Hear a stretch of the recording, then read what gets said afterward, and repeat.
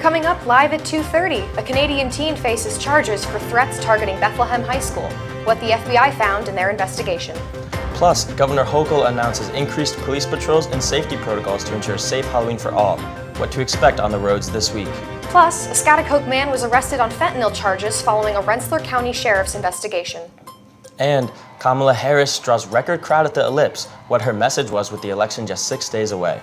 And Governor Tim Walz calls out Trump over Madison Square Garden rally, drawing historical comparisons. This comes just days after Walz had this to say about Trump's MSG rally. Last week he's been calling our country the garbage can of the world. What an unpatriotic scab to say such a thing.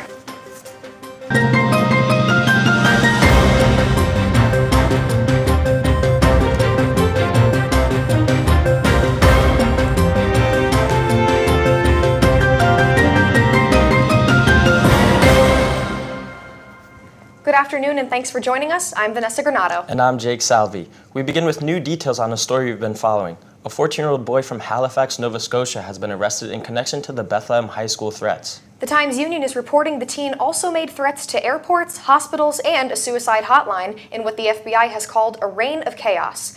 The teen was using IP spoofing to hide his identity and location from authorities. The FBI tracked the teen making calls in 12 different states using the IP of a family in Dallas, Texas.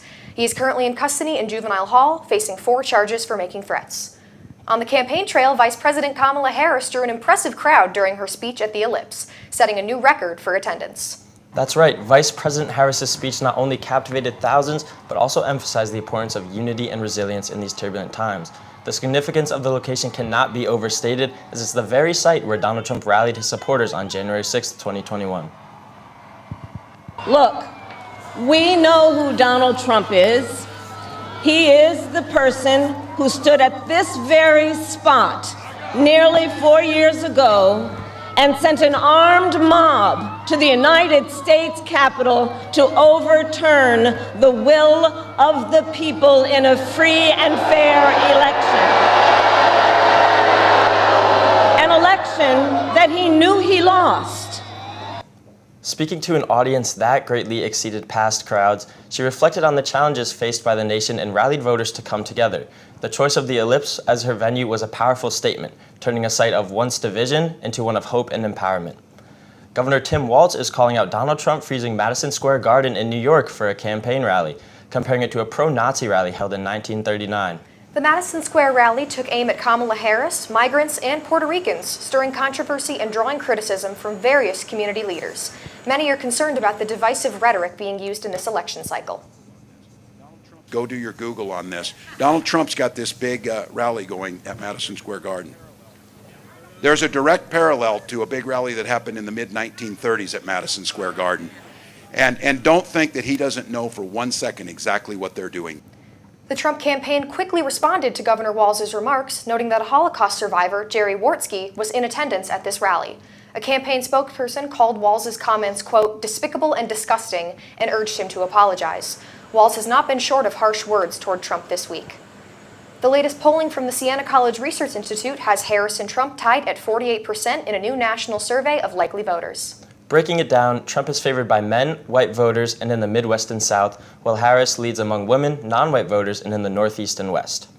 And last night, Siena College hosted an important event called Voting Rights in America, From New Nation to Now. It took place in room 243 of the Saracen Student Union from 6 to 7 p.m. and drew a diverse crowd of students and community members. That's right. Professor Gidlow from Wayne State University, a renowned expert in U.S. political history, led the discussion.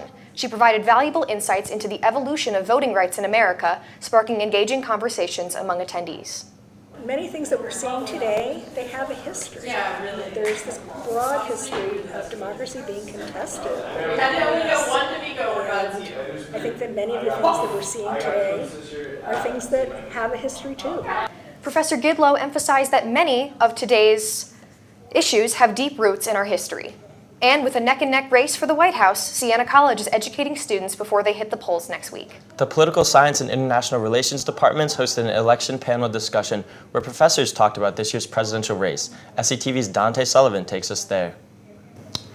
With the 2024 election swiftly approaching, Siena College held an election panel at the Saracen Student Union to educate attendees and offer a safe space for discussion. It was a packed house as dozens entered the SSU to learn what they could about the political world. The panel consisted of students and professors who shared their perspectives and experiences on the upcoming election.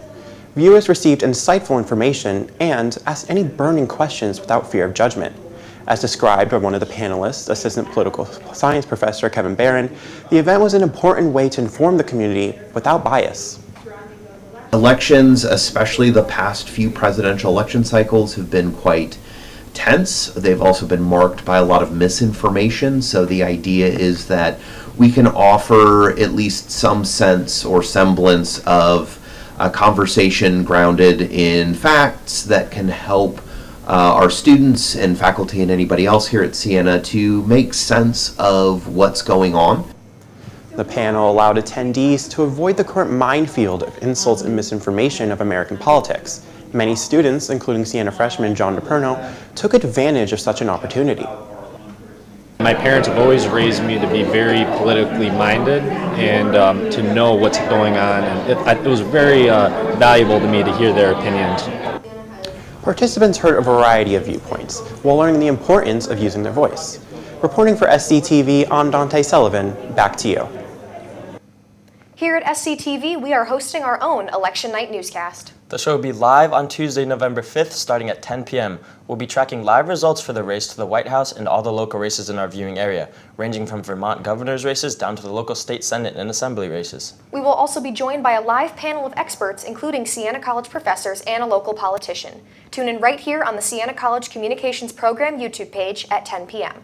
This week, public safety is laying down the law, cracking down on traffic rules on campus. To avoid getting a ticket, students should make sure they have a parking permit for their vehicle and refrain from parking in fire lanes, even with flashing hazards on.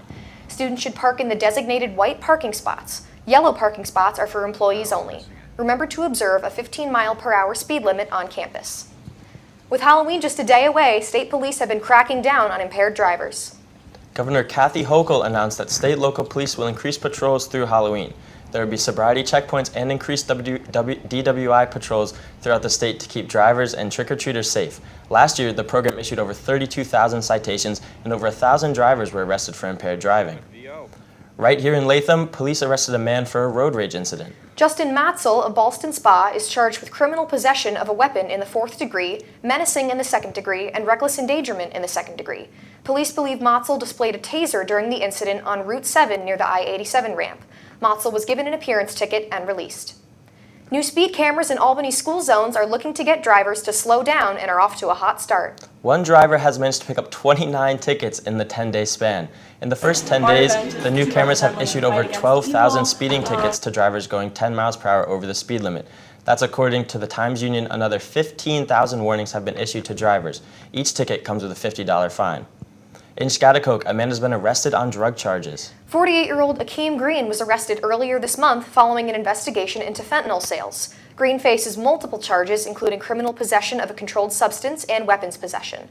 Police say they executed a search warrant at his home where they discovered over 215 grams of cocaine and fentanyl, loaded magazines, and a shotgun.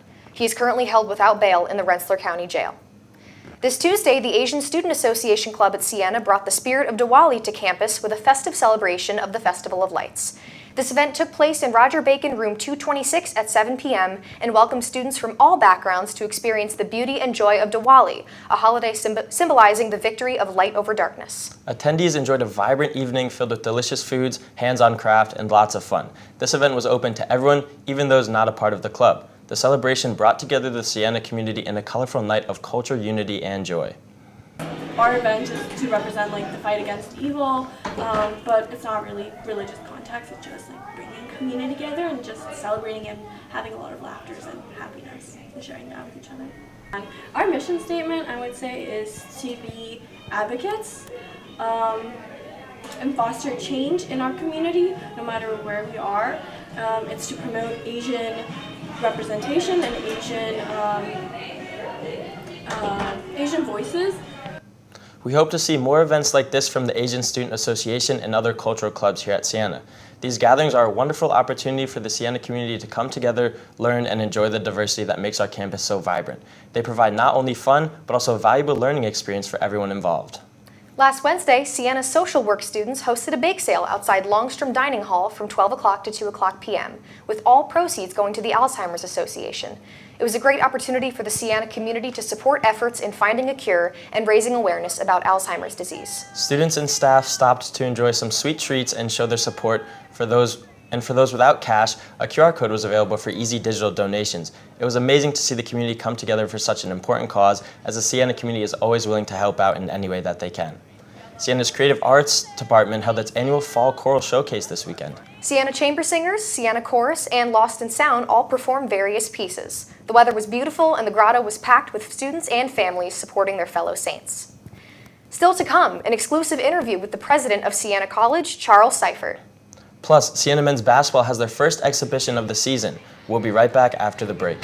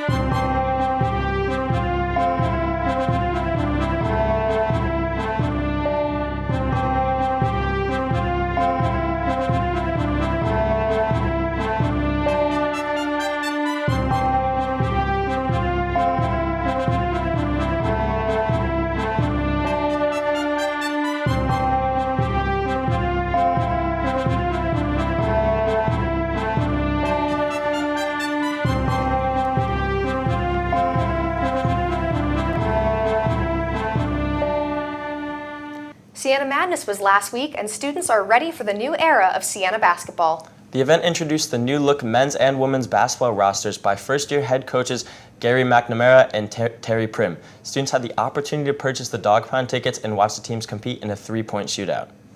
An art piece broke the internet when it sold for more than $100,000. It is on sale again, but this time it's expected to sell up for $1.5 million.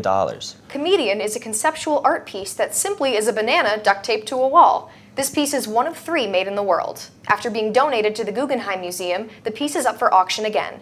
The highest bidder will receive a banana, a roll of duct tape, and instructions on how to install the piece. The sale will take place on November 20th. A new arts installation has made its way to the National Mall in Washington, D.C. The bronze sculpture is a replica of former House Speaker Nancy Pelosi's desk, which features an office phone, a nameplate, and you can see the rest on your screen.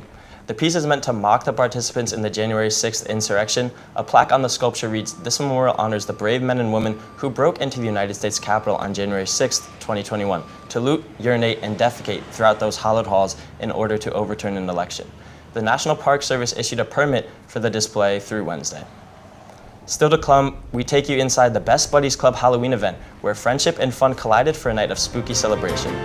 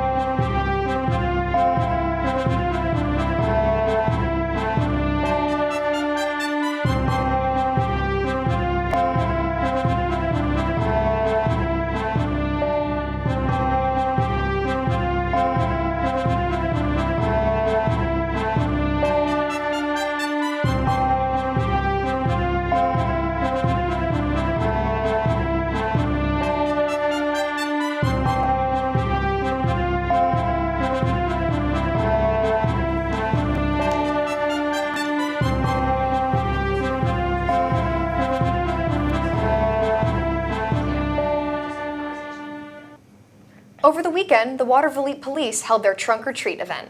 Officers and staff handed out candy from their cars, children got to show off their Halloween costumes with their parents, and went trunk to trunk to get an early head start on the trick-or-treating festivities. The City of Albany Neighborhood and Community Service is also holding their second annual Trunk or Treat event today. The event will take place from 4:30 to 6:30 today at 200 Henry Johnson Boulevard. This is a fun event that provides a safe space for children to enjoy Halloween activities. It was a spooky afternoon this past weekend as Best Buddies held a Halloween party. Siena Saints gathered in the Norm to snack on candy and cookies and spend time with friends. A variety of Halloween-themed games were offered, and students had the opportunity to show off their costumes. And, believe it or not, there were real mummies there. Still to come, Siena Sports on SCTV. Declan Tobin and Joseph DePretta take us to the Dog Pound. Get an early glimpse at a new-look Siena men's basketball team and check in with our fall teams as well. We will wrap up Week 8 of the NFL season with the Steelers and Giants. Sports is next on SCTV live at 2:30.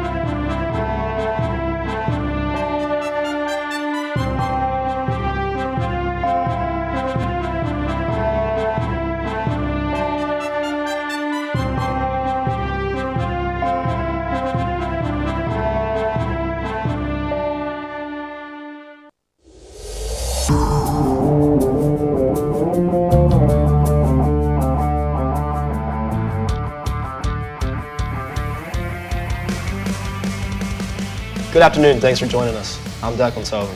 And I'm Joseph DePretta. Welcome to the Dog Pound.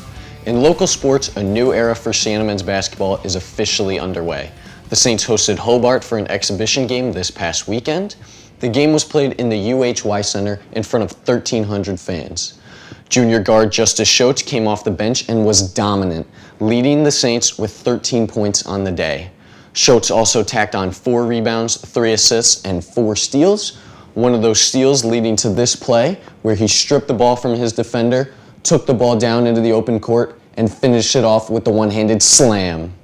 Preseason All-MAC selection Major Freeman made his presence known as well. Freeman scored 11 points of his own in his first game for the Green and Gold. Hobart proved to be no match for Siena. The Saints went on to secure a 22-point victory. It was great, getting a chance. I'm more excited for our guys. When you grind and you come in June and, you get to the point where you go against each other so often, you just kind of want to get live action. Jerry McNamara and Siena will officially kickstart their campaign this Monday. The Saints will host Brown University at MVP Arena. Staying on campus, Siena women's soccer will play their final regular season match today. Siena is hosting the traveling Marist Red Foxes for a midweek matchup. The Saints secured a postseason berth last week in a win over Niagara. They will look to secure another victory today to build momentum as they prepare for a MAC playoff run. Now leaving Loudonville, the New York Football Giants took on the Pittsburgh Steelers in a late-night clash Monday night, looking to escape Week 8 with a much-needed win. The Steelers came firing out of the tunnel, looking dangerous. But the action did not start rolling into the second quarter when Najee Harris leapt over Giants DB Deonte Banks to pick up the first down.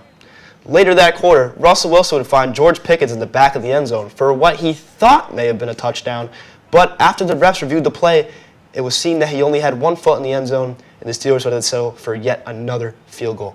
Late into the third quarter, Giants punter Matt Hack would send a high punt to Pittsburgh returner Calvin Austin, who outran the entire Giants special teams corps for a 73-yard punt return touchdown, his first of the night. The flag for illegal formation was on the Giants, and it was declined, and the touchdown stood. Now, into the fourth quarter, Russell Wilson was showing shades of his younger self with the 50-yard bomb to receiver, guess who, Calvin Austin, to put Steel City up big. The Giants attempted to fire back late in the fourth quarter with a touchdown from Tyrone Tracy Jr. to cut the lead within an 8. But after this touchdown, the Giants would cause a fumble in the last drive, and it would be recovered by All-Pro T.J. Watt. This would seal the victory for Pittsburgh, 26-18. That'll do it for sports. I'm Joseph DePretta. And I'm Declan Tobin. Vanessa, Jake, back to you. That'll do it for me and Jake on SCTV Live at 2:30. Still to come, a sit-down interview with Siena College President Chuck Seifert. Our Amber Fisher will discuss what it means to be a Saint as high schoolers start to prepare to apply for colleges.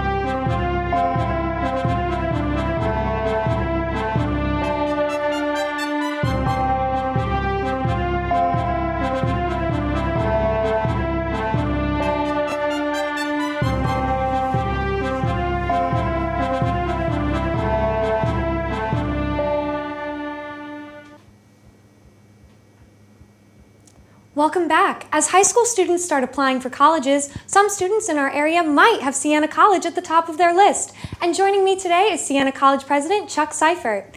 Hello, Mr. President. Thank you so much for being here today. Thank you. So one thing I really wanted to touch upon was as high school seniors begin this stressful process of applying for colleges, why should Siena be at the top of their list? Yeah, so that's a great question.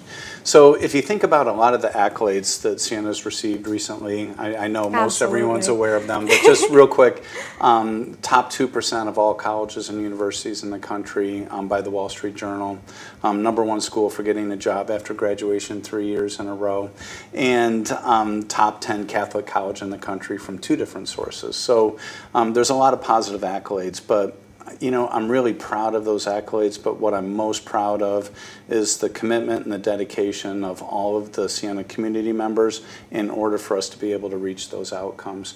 So in other words, a lot of the agencies that are ranking colleges are focusing on what's really important, and that is that transformational experience between when a student comes to Siena and when they graduate from Siena. And that's really what we focus on, that's what we're great at, and we make sure that the students leave understanding what they need to be successful and also happy. Absolutely, and I know you touched on those accolades, but one thing I really want to talk about is the community aspect here at Siena. Could you tell me a little bit about that? Yeah, sure. So I've been a part of the Siena community for 28 years, so I know the community. And look, I tell you, I'm blessed to serve an organization that I love so much. It is just an absolutely fantastic community where everyone works with everyone in order for everyone to be successful. You've probably heard me talk about servant leadership. That's one of my areas. And truly, when you're looking at that type of leadership, it's making sure that the other person is successful. And I believe that just permeates all of the community at Siena College. Students work with students, faculty work with students, students work with administrators, and we really do everything we can for everyone to be successful, and it's just a wonderful experience. Absolutely, and I think that connection is such a huge part of the Siena community. And I know another part of the values here are the Franciscan cores that we all follow. Yeah. And could you talk a little bit about that? Sure.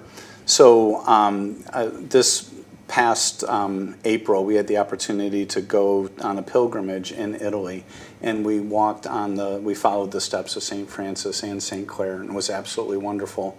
And those values really came out and were reinforced. You know, you're looking at inclusivity, innovation, lifelong learning, person-centered, and compassionate leadership, and those really permeate throughout the organization. And the really important part of it is that we live those values, we don't just talk those values. And as all of the Siena community knows, we really do care for each other. We focus on making sure that each person is performing at the best of their abilities. Absolutely. And for myself, as somebody of Asian heritage, a first-generation student, you talk about the inclusivity that we provide for this campus. Could you tell me a little bit more about the different routes that Siena offers for students who are maybe underrepresented? Yeah, sure, absolutely. So, of course, the Damietta Cross-Cultural Center is really important in making sure that we're looking at and focusing on a lot of those different factors and enhancing that inclusivity. We obviously have a myriad of different affinity groups, and I always say if there's an affinity group that is needed, well, let's make sure that we create it, and let's make sure that we do what we can. I also, as a faculty member, I think the faculty are very responsive and work very hard to make sure that inclusivity runs throughout the gamut. Yeah, I would definitely agree that the faculty are such a pillar of this community. But one other thing that I wanted to talk with you about is, are there any academic routes that students can take, or any academic support systems that are in place for students to help them, in addition to their academics, mentally and emotionally? Yeah, sure. Absolutely. Of course, we have the Counseling Center.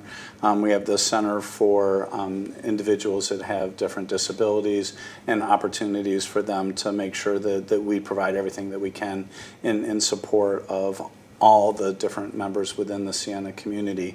There are huge opportunities academically, there's tutoring, and there's just anything that we can do in order to ensure that the students are successful.